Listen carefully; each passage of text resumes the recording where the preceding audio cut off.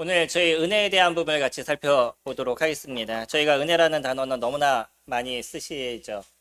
예. 오늘 선생님들이 받으신 은혜는 어떤 것이 있으셔요? 오늘 은혜가 있으셨나요? 예. 어, 예, 교회 오신 게 은혜고요. 마음의 평강이 있으신 게 은혜시고, 맞습니다. 그런 것들이 저희들의 은혜인데, 하루를 지나고 나면 내가 받은 은혜가 전혀 없다라고 생각하는 경우가 적지 않게 많이 있을 때가 있습니다. 일주일을 돌아보시면 은혜가 많으셔요? 불평이 많으셔요? 아우, 예, 저희 성도님들 다르셔요. 은혜가 많으시다라고 얘기합니다. 알게 모르게 뒤돌아보면 불평이 많을 때가 적지 않게 많이 있더라고요. 그러면 왜 우리는 하나님께서 우리에게 은혜를 안 주시고 자꾸 불평이 나도록 만드실까라고 생각해 보면 사실은 하나님이 저희들에게 불평을 주시는 것이 아니라 저희 내면에서 불평을 만드는 경우가 적지 않게 있는 거죠. 어떻게 생각하느냐에 따라 가지고 하나님께서 주시는 은혜를 경험하는 삶이 되기도 하고요. 때로는 그 모습이 마음에 힘들게 느껴지는 경우들도 적지 않게 있습니다.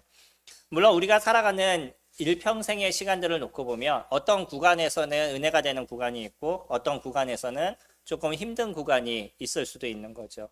그래서 그냥 오늘 한순간에 이루어지는 아픔이나 어려움만을 저희들이 주목하는 것이 아니라 조금 더 넓게 나의 인생을 살펴보게 되면 그 인생 속에서 하나님께서 어떤 일을 이루시는지를 저희들이 경험하는 시간들이 되실 것입니다. 얼마 전에 아침에 제가 또 해야 될 일이 있어서 준비하고 나가려고 그러는데 첫째가 전화를 했어요. 그래서 전화를 하더니 아빠 집에 벌이 들어왔어요. 그래서 벌 잡으면 되지? 그랬더니 아니 그게 아니라 많아요. 그럼 하나도 잡으면 되지? 근데 그랬더니 아니 그게 아니고요. 밖에 보니까 벌들이 막 왔다 갔다 해요. 그래서 아 그래 알았어. 그리고 올라갔어요. 이제 나가서 제가 뭔가를 해야 될 시간을 이렇게 정해놨는데 이 시간이 이제 또 펑크가 날 상황이 된 거죠. 그래서 올라가 봤더니 진짜 벌이 집에 되게 많아요. 그래서 잡은 게 15마리인가? 그 정도를 잡았어요.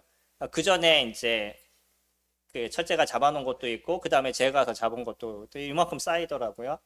밖에서 이렇게 딱 쳐다보니까 옥상하고 저희 집, 그러니까 가운데 그 천장이죠. 보통 천장이라고 얘기하는데 환기구가 이렇게 있습니다. 집이 오래되다 보니까 이 환기구를 플라스틱으로 이렇게 막아놨는데 얘네들이 다 떨어져 버린 거예요. 구멍이 요만하게 나니까 거기 벌들이 들어가서 벌집을 짓기 시작한 거죠. 근데 또 옛날에 봤던 유튜브가 하나가 생각이 났어요. 어떤 집에 보니까 집에 자꾸 벌들이 들어와가지고 이 벌들을 잡다가 나중에 신고를 했는데 안에 그 집을 이렇게 다 뜯어봤더니 거의 천장을 다 둘러서 이렇게 벌집이 있는 거예요. 엄청난 벌집이 나온 거죠. 노얄제리를 이렇게 잘라서 담는 걸 봤는데요. 이 바구니로 몇 개가 나오더라고요.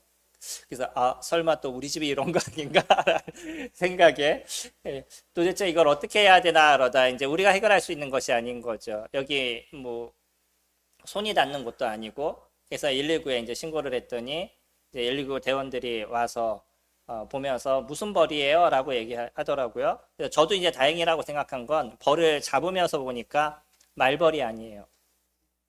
말벌이면 좀 심각하거든요. 일벌이라 했어서 집에 들어온 벌을 처리하는데도 좀 이제 수월했었고요. 그 119 대원들도 일벌이에요. 그래서 좀 편하게 생각하더라고요. 그래서 이제 위로 올라가서 어떤 기구를 하나 통해서 그 구멍마다 그 파리약이죠. 보통 이제 스프레이 이렇게 다 뿌리고 나니까 그 다음부터는 지금 벌이 보이지 않고 있습니다. 전화를 받으면서 이제 그런 생각이 드는 거죠. 마음 가운데 내 시간에 벌써 제한을 받는 짜증이 일어나게 되고요. 그리고 왜 굳이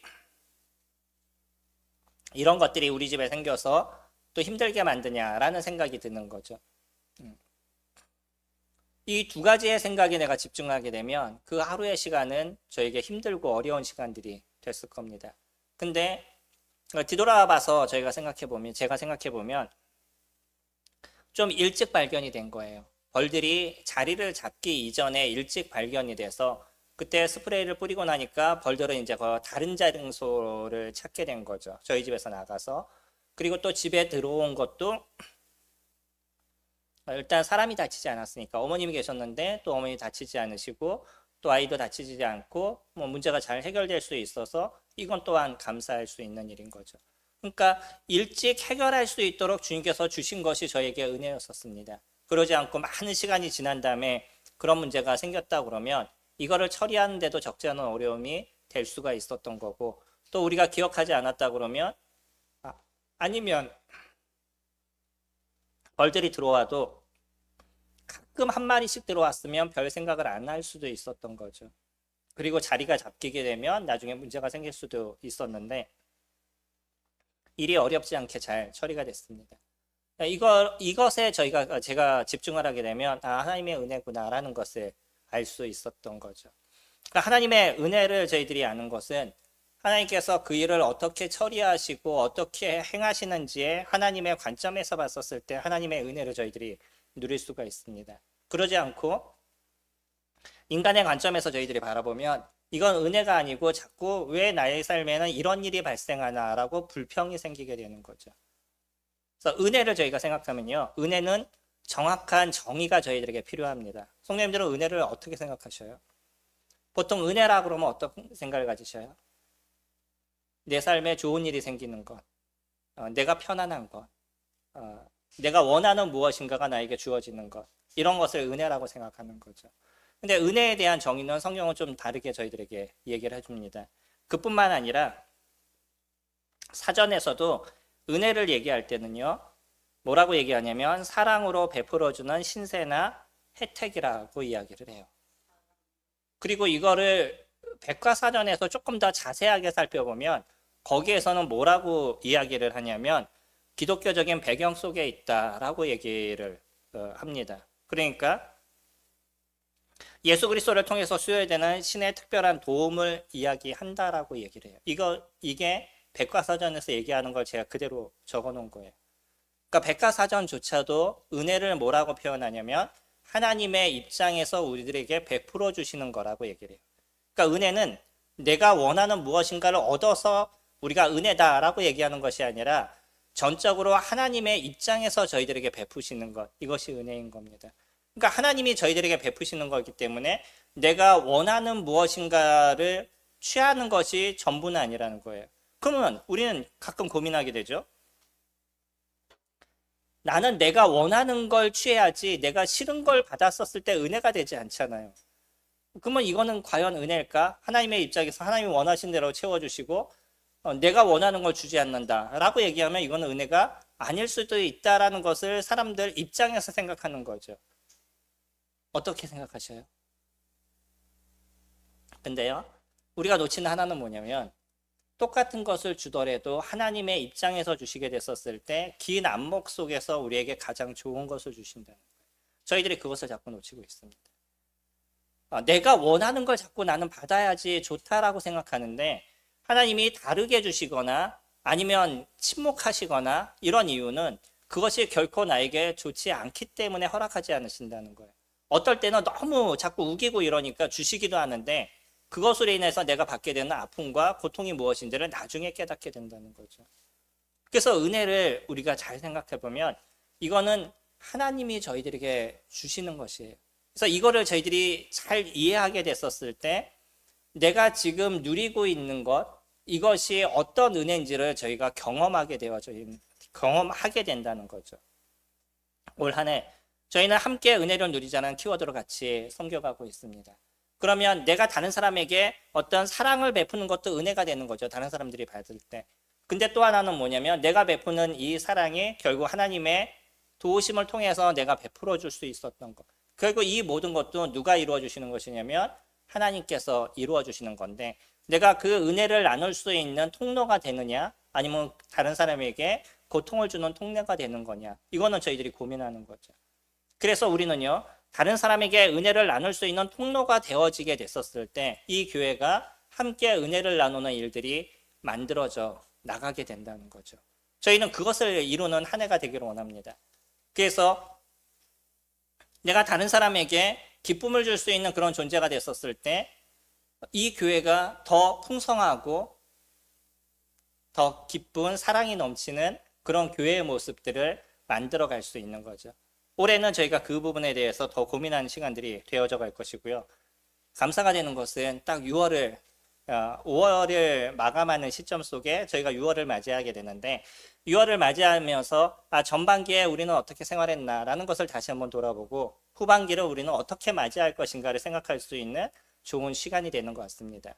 또 저희 야고보서를 같이 강의했는데 이 시점에서 딱 마감이 됐고 6월에 수양회를 앞두고 비어있는 한 2시간 정도의 시간을 은혜가 무엇인지를 경험하고 생각해보는 시간들로 가시게 될 거고요. 수양에 가셔서는 조금 더 디테일하게 말을 통해서 은혜를 우리가 어떻게 나누고 행동을 통해서 우리는 은혜를 어떻게 나누는지를 좀 더 자세하게 살펴보도록 하겠습니다.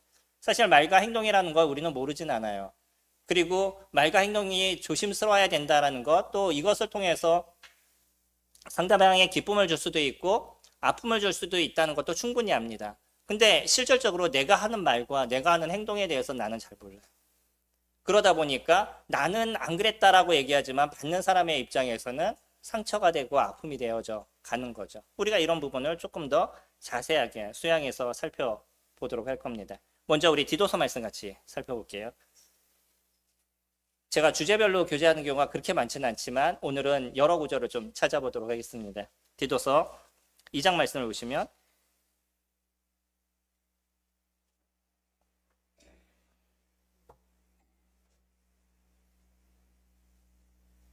2장 11절부터 14절까지 보시면요. 말씀은 우리 그 주의 마찬 시간에 제가 읽어드렸던 말씀이니까 기억하실 수 있겠죠. 11절 말씀 보시면 모든 사람에게 구원을 주시는 하나님의 은혜가 나타났다라고 얘기합니다. 이것이 은혜의 최고봉인 거예요. 무엇이냐면 우리에게 구원을 주시는 하나님의 은혜입니다. 이거는 인간의 어떤 행위와 인간의 모습과 상관이 없어요. 전적으로 누가 이루어 주신 것이냐면 아버지 하나님께서 이루어 주신 겁니다. 만약에 인간의 행위를 통해서 이 구원을 주셨다 그러면 이 은혜를 받을 만한 사람은 한 사람도 존재하지 않는다는 거죠. 그러면 왜 나는 원하지 않는데 하나님께서 이것을 주셨어요? 라고 얘기하는 사람은 결국은 이 은혜를 누리지 못하는 사람이 될 것이고요. 그들은 결국은 지옥의 형벌을 받는 사람들이 되어져 가는 겁니다.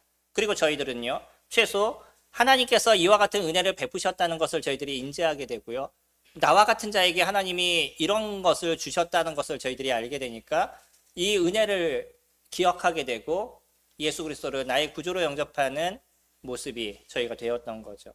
그래서 저희들은 그 은혜를 누리고 있는 겁니다. 만약에 그리스도인임에도 불구하고 매일 이 구원의 은혜가 우리에게 일어나지 않고 이것이 나에게 있어서 큰 의미가 되지 않는, 그냥 나중에 죽으면 천국에 가겠지라고 단순하게 생각하는 사람이라 그러면 그 사람은 성경을 이해한 거지 예수 그리스도를 믿은 것이 아닌 거예요.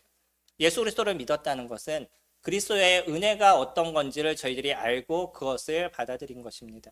그러니까 나는 그분의 은혜가 아니었으면 지옥에 갈 수밖에 없는 존재라는 게 인지가 되기 때문에 나의 삶이 누구에게 종속이 되는 것을 허락했냐면 예수 그리스도께 종속이 되는 것을 나는 허락한 거예요. 허락이라는 표현도 애매한 거죠. 나의 입장에서 봤을 때 그런 겁니다. 예. 그래서 이 은혜의 전반적인 가장 중요한 건 뭐냐면 하나님의 입장에서 전적으로 우리에게 주신 거라는 거예요. 그리고 그런 게 아니라 할지라도 일반적인 우리의 삶에서도 하나님께서 저희들에게 부어주시는 것이지 우리가 그것을 취하는 것이 아니라는 거죠. 그래서 은혜는 그분이 주시면 저희가 받는 거지 그분이 주시지 않으면 받을 수 없는 게 사실은 은혜인 겁니다. 이게 이해가 되면 하나님께서 우리에게 얼마나 크신 것을 주시고 받을 수 없는 우리가 그것을 받을 수 있다는 것이 놀라운 것인지를 알게 되는 거죠. 그 밑에 보시면 12절에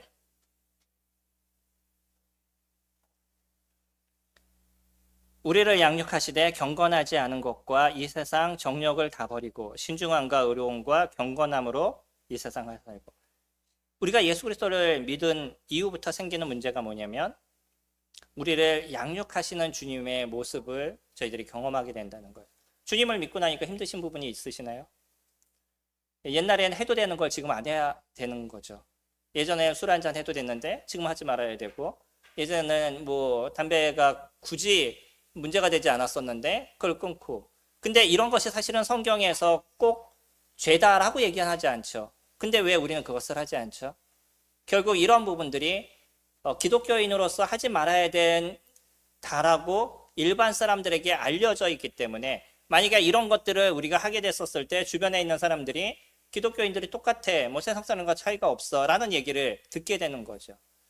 이게 꼭 잘못됐냐? 스펄전은요 죽을 때까지 꼴초라고 얘기했었어요. 그러면 그 사람에 대해서 그 사람은 양심적으로 괜찮다라고 그와 같은 행동을 했지만 사실은 저는 그건 옳지 않다라고 생각하고 있어요. 후대의 입장에서 제가 봤었을 때 제가 그분에 대한 생각을 갖게 되면 그분이 갖고 있는 책이나 그분에게 도움을 받을 수 있는 것이 많음에도 불구하고 이거는 잘못된 거야 라는 정확한 생각을 제가 갖고 있습니다. 그러면 그분의 행동은 자기는 옳다라고 생각해도요 후대에서 평가는 그렇지 않다는 거죠. 이런 것이 우리에게 중요한 겁니다. 누군가에게 이것이 어려움이 된다면 저희는 그런 부분에 대해서 조금 자제할 수 있는 것, 이것이 크리스찬인 거고, 그렇게 됐었을 때 다른 사람들에게 은혜의 모습을 비춰줄 수 있는 거죠. 바울은 그랬죠. 고기를 먹는 것이 그에게는 죄가 되지 않았었어요. 그럼에도 불구하고 누군가 그 고기를 먹는 것을 보면서 마음에 상처가 된다 그러면 자신은 먹지 않겠다라고 얘기하죠. 뭐 우리는 고기를 먹는 게 문제가 되지 않잖아요. 이걸 또 똑같이 적용을 하면 고기를 안 드시게 되는 거예요. 근데 당시의 고기는 어떤 고기였냐면 제단에 드려졌던 고기가 다시 유통이 돼서 정육점에서 팔리게 되는 거예요. 그러니까 정육점에서 이 사람들이 그것을 사 먹으면 유통의 관계를 다 알잖아요, 그들은. 그러니까 그 우상에게 드려졌던 재물을 갖다가 이 그리스도인이 먹으면 이건 문제가 있는 거 아니야? 라고 잘못된 생각을 갖고 있었던 많은 크리스찬들이 있었다는 거죠. 그럼 그들 마음에 이것이 상처가 된다면 바울은요, 나 그냥 평생 고기를 먹지 않을게 라고 얘기했다는 거예요. 그가 고기를 먹지 않겠다는 것은 우상에게 드려진 고기를 먹지 않겠다는 거지 그냥 진짜 평생 안 먹겠다라는 얘기는 물론 또 아니겠죠. 그러니까 그 의미를 정확하게 보게 되면 그가 어떤 마음으로 그런 얘기를 했는지 저희들이 기억하게 되죠. 동일하게 크리스찬들도요. 이것이 다른 사람에게 어려움이 된다면 우리는 그것을 조금 더 자제해 줄 수 있는 것. 이게 우리가 갖고 있는 믿음에 대한 부분인 거죠. 그러니까 다른 사람에게 은혜를 끼치기 위해서 나는 또 어떤 행동을 할 것인가. 이건 우리가 갖고 있는 생각의 모습이잖아요. 우리가 수고에 대해서 얘기할 때 하나님께서 은혜를 우리에게 베푸시는 것이 우리의 수고나 노력으로 이루어지는 것이 아니라고 얘기한다 그러면 그럼 우리는 이제 또 은혜를 하나님이 주실 때만 받아야 되는 것이고 안 주시면 받지 말아야 되는 거냐라는 고민도 또 하게 되는 거죠. 근데 이 수고는요. 우리의 입장에서 무엇인가 수고를 통해서 이루어지고 있는 이득에 대한 것을 얘기하는 거예요. 다시 얘기하면요. 회사에서 일을 하셔서 월급을 받는 게 은혜가 되셔요? 아니면 당연한 게 되셔요? 왜 당연하죠? 내가 수고한 대가를 받는 거잖아요. 연봉 협상하시죠? 연봉 협상에서 3천, 4천 협상을 하는데 내가 일한 걸 생각해 볼 때 내가 이만큼 일했었을 때 3천을 받는 게 당연해 라고 얘기하니까 거기에 사인을 하시는 거죠. 아니면 내가 부당하다라고 생각해도 별 수 없이 내가 여기에서 버틸려면 이 돈을 받아야 돼 라고 얘기하니까 별 수 없이 사인을 하시는 거예요. 그리고 그 사인한 만큼 받으시는 거죠. 그러면 내가 일한 만큼 받았으니까 이건 은혜예요, 수고예요? 수고로 인한 받은 거예요. 내가 노력을 통해서 받은 거잖아요. 그러니까 이것은 은혜가 되지 않아요. 근데 왜 하나님께서 우리에게 주시는 것이 은혜라고 얘기하냐면 우리는 그것을 받을 만한 조건이 되지 않는 존재인 거죠. 다시 얘기하면 내가 이곳에 살아가면서 돈이 생기던 아니면 집이 생기던 자녀가 생기던 이건 내가 받을 만한 조건이 되지 사실은 않는다는 거예요. 근데 하나님께서 그것을 저희들에게 부어주시기 때문에 그것이 우리에게 자연스러운 은혜가 되는 거죠. 다시 얘기하면 우리의 수고로 인해서 하나님께서 그것이 이득이 되지 않으신다는 거예요. 우리가 열심히 무엇인가 교회를 위해서 수고했어요. 그럼 하나님께서 완전해지시나요? 하나님께서 이것이 무엇인가 도움이 되시나요? 그러지 않으셔요. 하나님 그분 자체가 완전하신 분이고요. 그분 자체가 온전하신 분인 거예요. 그렇기 때문에 우리의 어떤 수고와 노력이 그분에게 뭔가 더 완전해지시고 더 온전해지시고 더 큰 영광이 되어져 가시고 이런 것이 아니라는 거죠. 다만 주님의 입장에서 우리의 어떤 작은 모습을 보면서 그것을 기쁨을 누리시는 거예요. 이거하고 똑같죠. 저희가 아이들을 낳았어요. 요즘 이제 저희 교회도 연령이 점점 높아지다 보니까 할아버지들이 많아지셔서 할아버지들이 예전에 본인의 아이들은 막 혼내고 때리고 이러시더니 손주 손녀를 보니까 그 자체를 즐거워하시더라고요. 그냥 기뻐하셔요. 아이들을 보는 자체가. 그 아이가 웃어준다고 나한테 도움이 되나요? 나한테 뭔가 이득이 되는 게 있겠어요? 그러지 않아요. 근데 그 아이를 보는 자체가 나에게 있어서 즐거움이 되시는 것. 이것이 하나님이 저희들을 보시는 것과 똑같은 거죠. 저희들의 어떤 수고를 통해서 하나님께서 이득이 되시거나 어떤 도움이 되시는 것이 아니에요. 그럼에도 불구하고 우리의 그 선한 행위들, 우리의 움직이는 모습들, 이런 하나하나가 그분에게 기쁨이 되시는 거예요. 그래서 오늘 보시는 12절 말씀에 우리를 양육하신다는 거예요. 그래서 경건하지 않은 것, 이 세상의 정욕, 그것을 버리게 하고요. 신중함과 의로움과 경건함으로 이 세상을 살아가게 하시는 거예요. 왜요? 우리가 경건한 삶을 살아가면 살아갈수록, 신중한 모습이 되어 가면 갈수록, 의로움의 삶이 만들어지면 만들어질수록 하나님께서 저희들에게 베푸실 수 있는 은혜가 더 많아지기 때문인 거죠. 어떤 애가 돈을 훔쳐요. 근데 그 아이를 보면서 아 그래 잘한다 그러고 나도 그에게 보상을 해줘요. 그럼 그 아이는 어떻게 살아가겠어요? 돈을 훔치는 것이 더 좋은 거구나. 그러고 인생을 살아가게 됐죠. 예전에 그런 사람이 있었습니다. 엄마가 아이가 뭔가를 훔쳐오면 집에서 칭찬을 하는 거예요. 결국 이 사람이 무엇이 됐겠어요? 대도가 됐습니다. 나중에 커서. 그리고 나서 감옥에 갔었을 때 그때야 깨달았어요. 엄마의 그런 모습이 자신이 지금 이런 모습이 됐다는 것에 대해서. 우리가 잘못했는데 하나님께서 칭찬하신다? 그럼 우리는 잘못을 인지하지 못하고 그 잘못 속에서 살아가게 되는 거예요. 근데 하나님께서는요, 선한 행위를 하는 사람들에게 주님의 은혜를 베푸시고 그에게 보상을 하시는 분이시지 우리가 악한 행위를 했었을 때 그것을 보상하는 분이 아니시라는 거예요. 오히려 악한 행위는 하나님께서 정해주신 무엇이 있냐면 거기에 대한 형벌이 놓여져 있는 거죠. 이건 주님께서 정해놓으신 거예요. 선을 행하는 자에게 선을 주시고 악을 행하는 자에게 악에 대한 대가가 주어져 있는 것. 이건 하나님께서 정하신 공의의 하나님의 속성에 대한 부분인 거죠.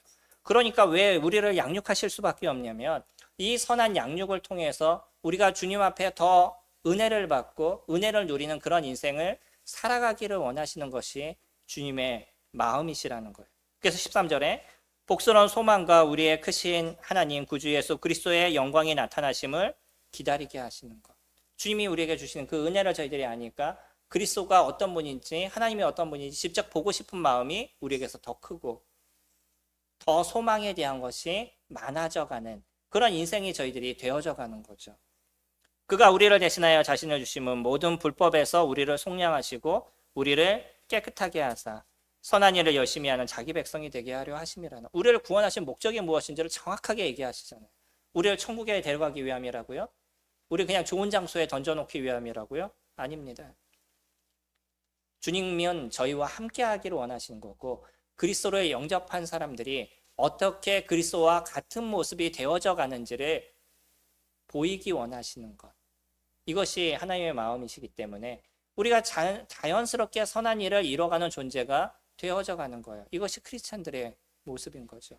우리 이런 모습이 우리가 이루어지지 않는다 그러면 우리는 자꾸 우리의 내면을 살펴봐야 되고 우리 내면 속에서 무엇이 문제인지를 체킹해 볼 수 있는 부분들이 필요한 거죠. 크리스찬과 아닌 사람들의 차이가 거기서 정확하게 드러나게 됩니다. 크리스찬은요, 그 은혜가 무엇인지를 정확하게 알기 때문에 또 우리를 구원하신 목적이 무엇인지를 알고 더 중요한 것, 성령 하나님이 우리 내면에 계셔서 그 하나님이 끊임없이 우리들의 양심을 건드리게 된다는 거예요. 끊임없이 나이가 어떻게 해야 될지에 대해서 얘기하신다는 거죠. 그러니까 내 잘못된 행위에서 그것 때문에 아파하고 고민하고 하기 싫다고 악을 쓰다가도 나중에 주님 그렇습니다. 제가 이걸 바꿔야죠. 라고 변화시키는 것이 크리스찬인 거예요. 그런데 우리 안에 성령님이 안 계셔요. 그런 내면의 소리가 있을까요? 내면 소리가 없습니다. 그나마 갖고 있는 인간의 양심은 있을지 모르겠지만 그것도 배움의 차이에 대해서 차이가 있는 것이고요. 그러니까 그 사람이 굳이 내가 자존심이 상한데 이것을 갖다 깰 만한 이유가 있지 않은 거예요. 이것이 믿는 사람과 믿지 않는 사람들의 가장 큰 차이가 되어져 가는 거죠. 두 번째로요. 그럼 우리가 은혜를 어떻게 얻을 것인가? 저희 같이 살펴봤던 야고보서 4장입니다. 죄송합니다. 제가 주보에다 3장이라고 적어놨네요. 4장 말씀 보시면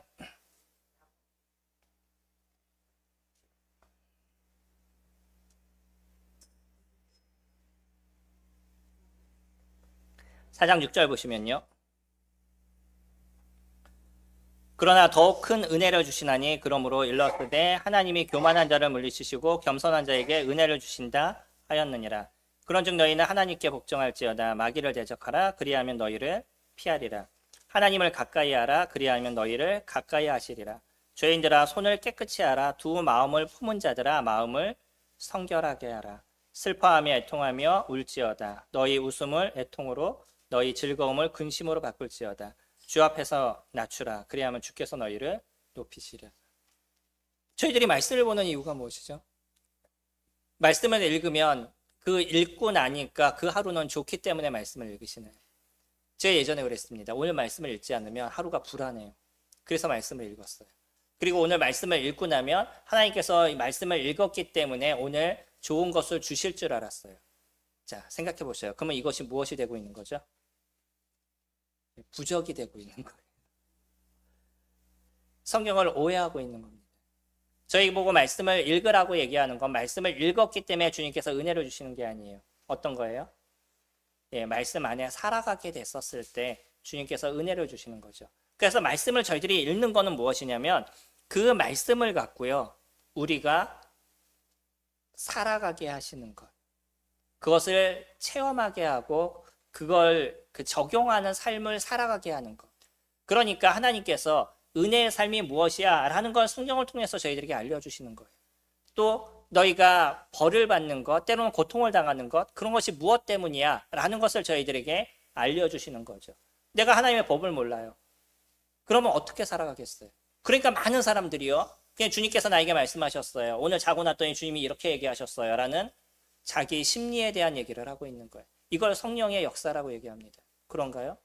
성경이 완성되기 전에는요. 충분히 그렇게 성령께서 민감하게 이루어 가셨어요. 그때 당시에는 주님을 믿는 사람들이 얼마만큼 주님 앞에서 민감했는지에 대해서 우리는 생각하지 않고요. 지금 나는 내 마음대로 살아가면서 주님께서 나에게 이렇게 얘기하셨어요 라고 편하게 얘기를 해요. 그러지 않습니다. 그때는 엄청나게 민감한 시간이었었어요. 오죽했으면 아나니아 삽비라를 아시지 않아요? 자기의 물건을 팔아서요. 자기 땅을 팔아서 일부를 숨겼어요. 그리고 교회에 드렸어요. 근데 왜 그런 죽음을 당하죠? 지금 그렇게 하시는 성도님들이 몇 분이나 되셔요. 땅을 파셨는데 일부는 내가 갖고 나머지를 교회를 다 드렸어요. 그럴 만한 성도님이 계시나요? 근데 왜 그때는 죽음을 당했을까요? 그만큼 민감했다는 거예요. 죄에 대해서. 그리고 가장 중요한 거, 그는 성령을 속였습니다. 지금은요, 그렇게 민감한 시기가 되지 않아요. 성령의 음성이 무엇인지 잘 캐치하지 못하는 경우가 적지 않게 많이 있습니다. 자기 내면의 생각과 내가 원하는 것을 성령의 음성이라고 잘못된 생각을 가질 때가 있어요. 물론 저는 확실하게 말씀드립니다. 지금도 성령께서 때로는 그러한 어떤 환경이나 때로는 뭐 여러 가지를 통해서 조심스러워서 이런 것을 통해서 저희에게 알려주시는 것도 분명히 존재한다라고 생각해요. 그러나 정확한 하나님의 음성은 무엇으로 하시는 거예요? 하나님의 말씀으로 하시는 겁니다. 우리가 성경을 읽는 것은 하나님의 음성이 무엇인지를 저희들이 알기 위해서 성경을 보는 거고요. 우리 안에 있는 성령께서는요. 우리가 읽었던 말씀을 기억나게 하시고 그것을 깨닫게 하시고 그것을 행하도록 이끄시는 것이 성령께서 우리에게 이루어주시는 강력한 성령님의 역사에 대한 부분인 거예요. 그것이 우리에게 일어나게 만드시고 그것을 통해서 내가 어떻게 살아가게 하심을 통해서 무엇을 주시는 거예요? 은혜를 주시는 겁니다. 하나님께서 사실은요, 이런 것을 안 주셔도 상관이 없어요. 그러지 않으시나요? 우리는 자꾸 대가를 원해요. 주님, 제가 오늘 교회에 10만 원을 헌금했어요. 그러니까 주님께서 나에게 10만 원을 주셔야죠. 주님께서 너 한번 줘봐. 그러면 내가 어떻게 너를 채우는지 한번 보라고 말라기야에서 얘기하셨잖아요. 그러니까 제가 10만 원 드리니까 10만 원 주셔야 돼요. 이게 옳은 얘기인가요? 말라기야에서 얘기한 내용이 그런 건가요? 틀린 겁니다. 이런 거하고 동일해요. 주일학교를 다녀보신 분들은요. 주일학교도 선생님들이 이번에 암송을 외우면 이번에 이런 선물을 줄 거예요 라고 아이들한테 얘기를 해줘요.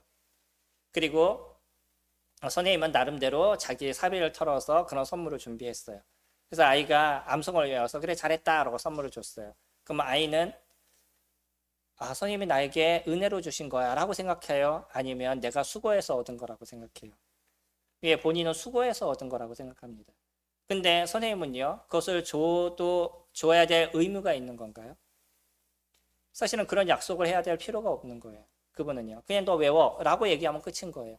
근데 그 아이가 잘 외우게 하기 위해서 어떤 선물에 대한 것을 조건으로 건 거죠. 그러면 이 아이는요, 암송을 외우면서 얻어진 것. 무엇이냐면, 암송을 하나님의 말씀을 외우는 은혜가 있었어요. 그리고 거기다 선생님께서 덤으로 선물도 주셨어요. 그리고 내가 이것을 외우기 위해서 다른 잘못된 행동을 하지 않았어요. 시간을 줄이는 거죠. 많은 은혜가 그에게 있었습니다. 근데 이 아이는 생각할 때, 난 힘들지만 그래도 내 노력해서 이것을 얻었어라는 잘못된 생각을 갖게 되는 거죠. 아이들의 입장에서. 이것이 성인들도 갖고 있는 동일한 행동입니다. 내가 이런 선을 행함으로 인해서 하나님께서 이런 복을 줬어. 난 그래도 이런 선을 행한 자야 라고 자기 의의를 생각하는 게 인간이 갖고 있는 잘못된 행위인 거죠. 하나님이 안 주신다고 욕할 수 있나요? 많은 사람들이 잘못된 모습을 가는 거는 주님 제가 이런 선을 해갔는데 왜 나에게 이런 어려움을 주세요? 라고 쉽게 얘기를 해요. 조심하셔야 됩니다. 그분은 주실 의무가 있으신 분이 아닌 거예요. 그러지 않으시나요? 일단 내가 선을 행했어요. 그러면 선을 행했을 때 악을 행하지 않을 시간이 만들어진 거죠. 그러지 않았으면 악을 행할 수도 있어요. 그러면 악을 행했었을 때 얻어지는 그런 죄에 대한 대가가 나에게 있었을 텐데 그런 것이 왜 없어진 거죠? 선을 행하면서 누구에게 도움을 줬어요. 이것만 해도요. 우리는 충분하게 받을 수 있는 은혜를 누리고 있는 거예요. 근데 거기에다가 하나님 뭐 하신다고요? 더 아름다움을 저희들에게 채워주신다라고 얘기하고 있어요. 은혜는 하나님께서 우리에게 주실 이유가 없는 거예요. 그러나 그분은 우리에게 그것을 채워주시겠다고 주님은 또 우리에게 약속을 하신 거죠. 그래서 오늘 같이 읽어본 말씀에서도 더 큰 은혜를 우리에게 주신다라고 얘기하신다는 거예요. 교만을 버리세요. 그럼 주님께서 더 큰 은혜를 주시겠다라고 얘기하세요. 다른 사람보다 낮은 자세를 가지세요. 그 사람이 나를 조소한다 할지라도요. 누가 그것을 채워주신다고요? 하나님께서 채워주신다는 거예요. 거기에 대한 확실한 예증은 우리는 어디서 볼 수 있냐면 빌립보서 2장 말씀에서 예수 그리스도의 본을 통해서 저희들이 보게 되죠. 하나님과 동등된 분이시나 동등됨을 취하지 아니하시고 오히려 자기를 비워 종의 형체를 취하셨다 그랬어요. 근데 하나님은 오히려 이분을 높이셔서 하늘에 있는 자들과 땅에 있는 자들과 땅 아래에 있는 자들로 예수 그리스도 앞에 무릎을 꿇게 하신다라고 얘기하시죠. 그게 예수 그리스도의 본이십니다. 저희의 주가 되시는. 우리 스스로를 낮추면요. 하나님께서 우리를 높여주신다는 거. 이것도 지금 오늘의 말씀에서도 저희가 보는 거잖아요. 10절에서 주 앞에서 낮추라. 그리하면 주께서 너희를 높이시랴. 이건 하나님께 해주시는 은혜에 대한 부분인 거예요. 우리는 은혜를 그렇게 얻어가는 겁니다. 무엇을 보시면서? 하나님의 말씀을 보시면서. 그래서 그 말씀을 따라 살아가게 하면서 우리는 거기서 얻어지는 은혜를 누리는 거예요. 왜 우리가 힘들게 크리스찬이 돼서 이와 같은 삶을 살아야 되고 남들은 마음대로 살아갔는데 우리는 그러지 않느냐고 불평하는 경우가 적지 않게 많이 들었는데요. 저도요. 근데 그런 거는 성경을 오해하기 때문인 거예요. 왜 그분이 우리에게 은혜를 베푸셔야 돼요? 이유가 뭐예요? 없습니다. 그럼에도 불구하고요. 하나님께서는 저희들에게 더 큰 것을 주시겠다는 거예요.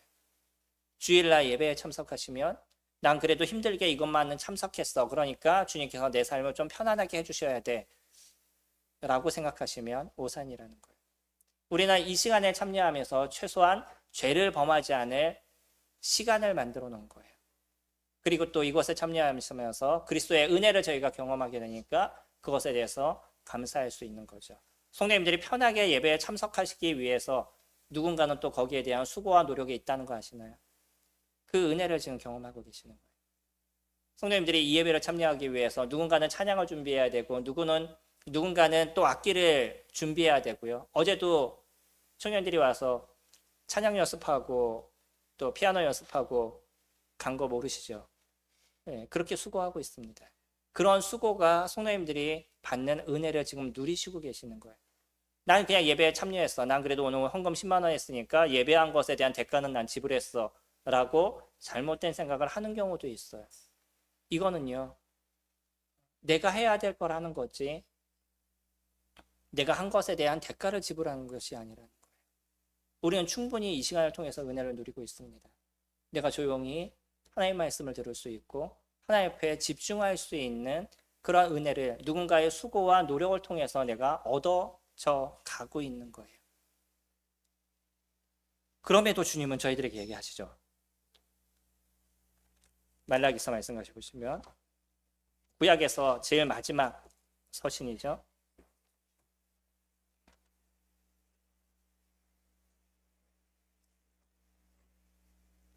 말라기서 3장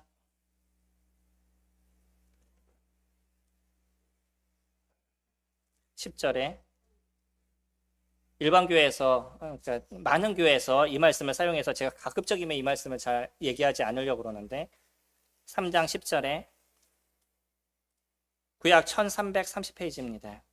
만군의 여호와가 이르노라 너희의 온전한 11조를 창고에 들여 나의 집에 양식이 있게 하고 그것으로 나를 시험하여 내가 하늘문을 열고 너희에게 복을 쌓을 곳이 없도록 붙지 아니하나 봐라. 한번 시험하려 보여요. 주님 앞에 나에게 주님께서 주신 10분의 1을 주님의 것입니다 라고 고백할 수 있는 마음이 되었게 됐을 때 이것만 놓고 얘기한다 그러면 내가 낸 것에 대해서 돈을 받는 무엇인가 수고에 대한 대가에 대한 거잖아요.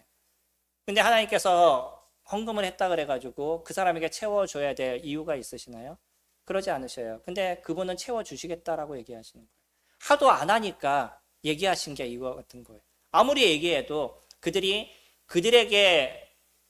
얻은 물질이 하나님께서 주신 것이라는 인식을 하지 못하니까 내가 수고해서 내가 노력해서 받은 월급이야 라고 그 스스로가 너무 자기 자신의 수고만 생각하니까 하나님께서 이와 같은 얘기를 하신 거예요. 성도님들이 10분의 1을 드릴 때 우리가 감사한 건 뭐냐면 저희들에게 주어진 모든 것이 하나님의 은혜입니다 라는 걸 고백하는 게 10분의 1을 주님 앞에 드리는 거잖아요.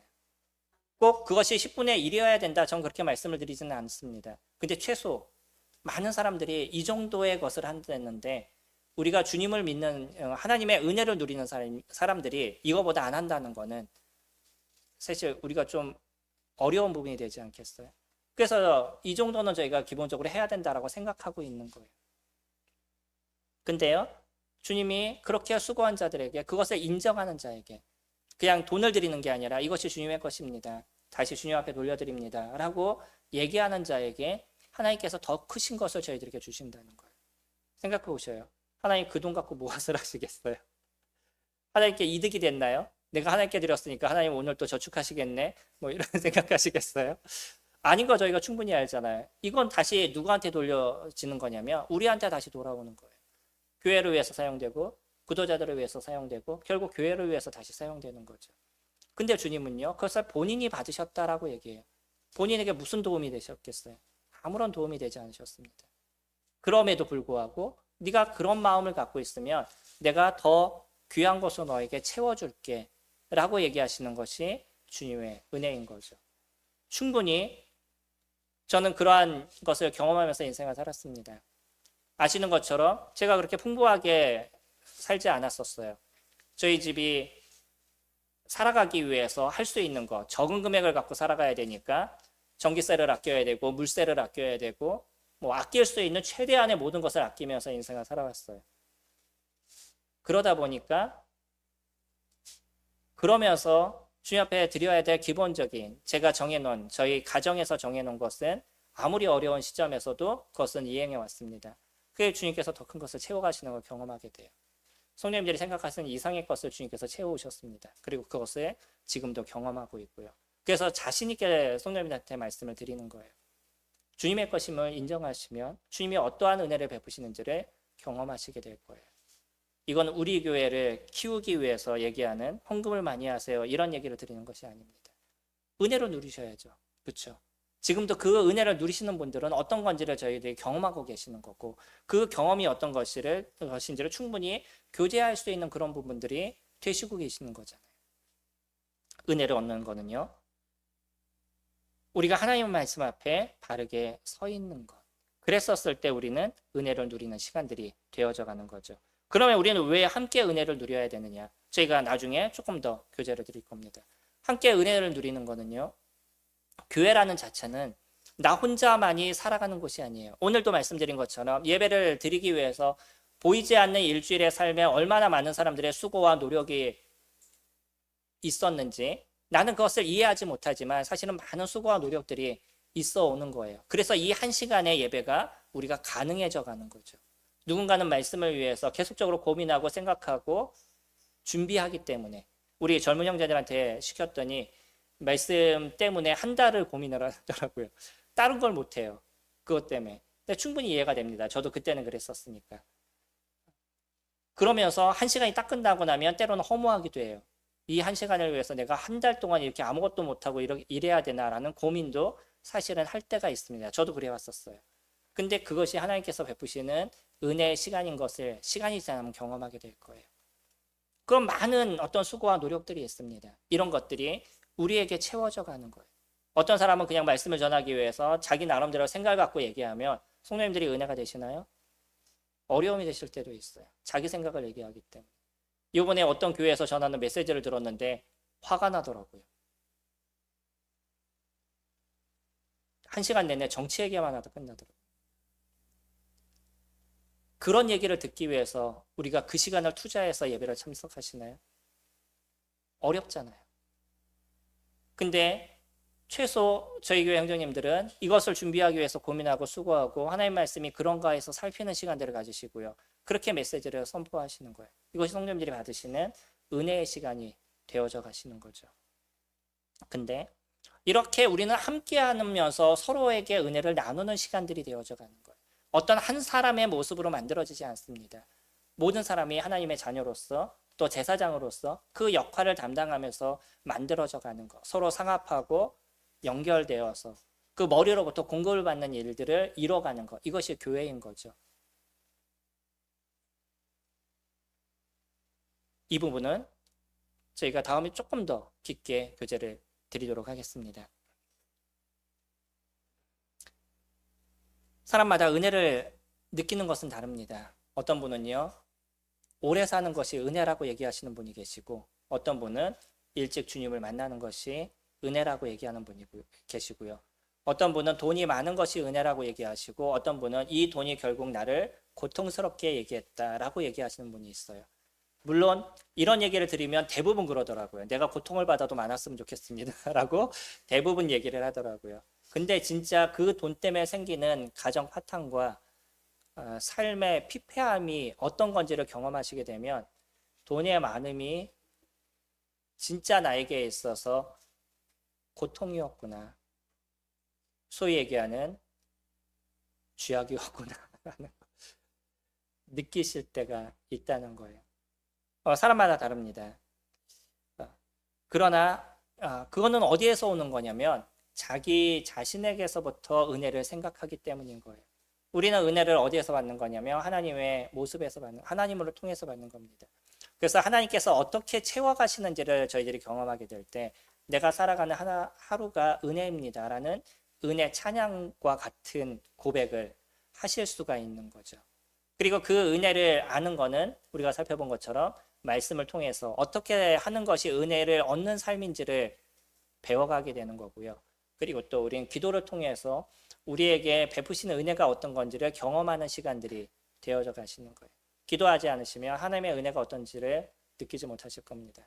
내가 기도한 것을 주님께서 어떻게 채우시는지를 내가 모르기 때문에 그것이 하나님의 은혜인지를 잘 모르게 되는 거죠. 그래서 우리가 말씀과 기도, 이거는 하나님의 은혜를 누리는 가장 귀한 도구가 되어져 가는 거죠. 은혜는요, 하나님께서 저희들을 채워가시는 겁니다. 하나님께서 주시는 거예요. 그렇기 때문에 주신다라고 해서 당연한 것이 아니라 그 주시는 모든 하나하나가 우리에게 감사가 되는 거예요. 성도님들, 저희 교회에서 꽃감이라고 꼭 감사하자, 매일 감사하자라는 걸 하고 있죠. 거기에 글을 올리시기 바랍니다. 그리고 나에게 주어진 그 하루의 은혜, 내가 오늘 살아갈 수 있었던 게 감사합니다 라는 것도 괜찮아요. 매일 똑같은 걸 올리셔도 괜찮습니다. 내가 이것이 감사가 되고 은혜가 됐었을 때 함께 나누자는 거예요. 성도님들과 모든 건 함께 나눴을 때 배가 되어져 가는 거예요. 기도도 또 말씀도 저희 교회는 같이 하는 부분들이 많이 있잖아요. 단톡방에 읽으시고 올리시는, 굳이 내가 이걸 올려야 돼? 라고 얘기하시는 얘기도 많이 들었었는데 같이 올리시니까 어때요? 내가 오늘 안 했다가도 다시 생각나서 다시 하시게 되잖아요. 이게 도움인 겁니다. 이게 함께 누리는 거예요. 그러다 보니까 어떤 교회보다도 저희가 그 인원수 대비하게 됐었을 때 적지 않은 말씀을 읽으시는 교회시고요. 적지 않게 기도를 하시는 교회가 되어져 가는 거죠. 이게 함께 누리는 겁니다. 오늘 저희는 은혜가 무엇인지를 한번 살펴봤습니다. 그래서 이 은혜, 다른 걸 다 잊으셔도 최소 이 은혜는 하나님께서 저희들에게 베푸시는 거다. 우리는 그것을 받을 만한 조건이 없는 존재다라는 것만 기억을 해도요. 우리에게 엄청난 은혜가 있다는 것을 기억하시게 될 겁니다. 뿐만 아니라 성도님들의 삶에 매일의 은혜가 넘치기를 소망합니다. 여전히 저도 성도님들을 위해서 그러한 기도를 드리고 있고요. 성도님들도 그것을 취하시는, 지금처럼 풍성하게 취하시는, 더 풍성하게 취하시는 그런 성도님들이 되시기를 소망합니다. 기도하겠습니다.